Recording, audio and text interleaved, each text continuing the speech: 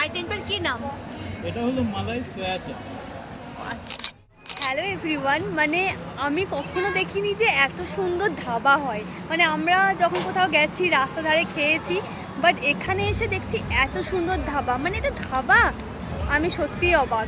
এমনিতে তো আমি গ্রামের মেয়ে, তো সুন্দর ধাবা, মানে সিরিয়াসলি, মানে সত্যি কথা আমি প্রথমবার এত সুন্দর ধাবা দেখলাম। আর এটা হচ্ছে পাঞ্জাবে, তো তোমরাও দেখো। হ্যালো এভরিওয়ান, আজকের এই ব্লগটা ছিল আমাদের শনিবার রাত্রের ব্লগ। তো একটু লেট হলো পোস্ট করতে। তো আমরা গিয়েছিলাম মামা ইয়াদব বলে একটা ধাবাতে। তো আমি সত্যি বলছি, এরকম ধাবা, এত সুন্দর বড় ধাবা আমি কিন্তু আগে দেখিনি। আর অবশ্যই এদিকে সমস্ত ট্যুরিস্ট স্পটগুলো, তাই এখানে দেখছি যে রাস্তায় এত বড় বড় ধাবা, এগুলো দেখছো, এগুলো সব ধাবা।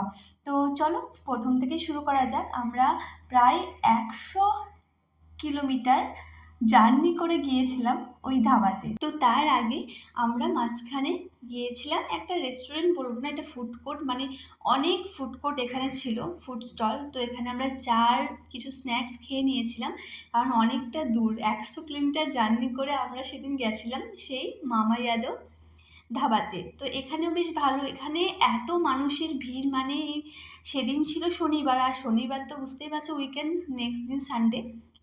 তো কত মানুষের ভিড়, এটা অ্যাকচুয়ালি পাঞ্জাব পড়ছে। আর আমি এখানে বুঝতে পারি না দিল্লি এসে কোনটা হরিয়ানা, কোনটা দিল্লি, কোনটা ইউপি, কোনটা পাঞ্জাব। যাই হোক, সমস্তটাই একসঙ্গে। তো এখানে আমরা চার স্ন্যাক্স নিয়েছিলাম, চা দিয়েছিল বাপরে অনেকটা পরিমাণে। আর কত মানুষের ভিড়, অবশ্য বুঝতেই পারছো উইকেন্ড ছিল, আর এখানে মানুষ উইকেন্ড একটু আনন্দ করে। আর আমরাও ভীষণ আনন্দ করি, যেমন আজকে এসেছি 100 কিলোমিটার দূরে এক ধাবাতে। মানে কোনো, মানে কি বলবো, মানুষের ইচ্ছে হলে যা হয়, সে একটা কথা আছে না, উল্লোবাই তো কটক যায়, এরকম একটা ব্যাপার। তো সবাই মিলেই ভালোই আনন্দ হয় উইকেন্ডটা আমাদের। তারপর আমরা বেরিয়ে গেলাম সেখান থেকে মামা ইয়াদবের উদ্দেশ্যে। অবশ্যই এখান থেকে আর বেশি দূর ছিল ভীষণ না। তো সুন্দর, দেখো, এটা দেখো হলো মামা ইয়াদব ধাবা। যারা এদিকে ঘুরতে এসেছো, আমার মনে হয় প্রায় মানুষই এসেছো, যারা এদিকে কোথাও ট্যুরিস্ট স্পট গেছো, এদিকে তো মানালি একদম কাছে, আমাদের প্ল্যান আছে যাওয়ার। ভীষণ সুন্দর এই ধাবাটা, রাস্তার ধারে এরকম ধাবা কিন্তু অনেক রয়েছে, ভীষণই সুন্দর। এসে গেছি একটু ঘুরতে, আর এই যে আমাদের সুন্দরী বৌদি, বাবা। তো এবার এসো এই মামা ইয়াদবের ভিতরে যাওয়া যাক, তোমাদেরকেও দেখাই। বাড়িটাও দেখো কতটা সুন্দর, মানে একদম সাজানো গোছানো। অবশ্যই এটা হলো মেন টুরিস্ট স্পটের রাস্তার পাশে, তাই এখানে প্রতিটা ধাবা ভীষণ সুন্দর। আর দেখলে আমরা সবাই মিলে এসেছি, আর আমরা সবাই মিলে উইকেন্ডে খুব আনন্দ করি। আর আমাদের তো শুভদীপ দাদের সঙ্গে আগে আলাপ ছিল, কিন্তু এই যে ঝুমদি, তারপর দাদা ভাইয়ের সঙ্গে প্রথম আলাপ হয়েছে।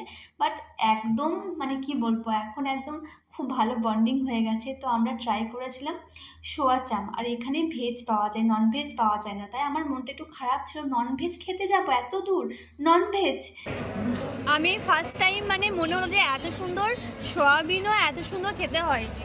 আচ্ছা, বলছি যে এই সয়াবিনের আইটেমটার কি নাম? এটা হলো মালাই সোয়া চাপ। আচ্ছা,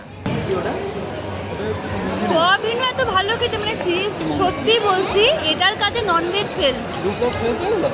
আর এখানে প্রতিটা ধাবাতেই ভেজ, কিন্তু আমার ওই যে একটু মানে মনটা খুঁতখুত করছিল যে কেন ভেজ খেতে যাব এত দূর।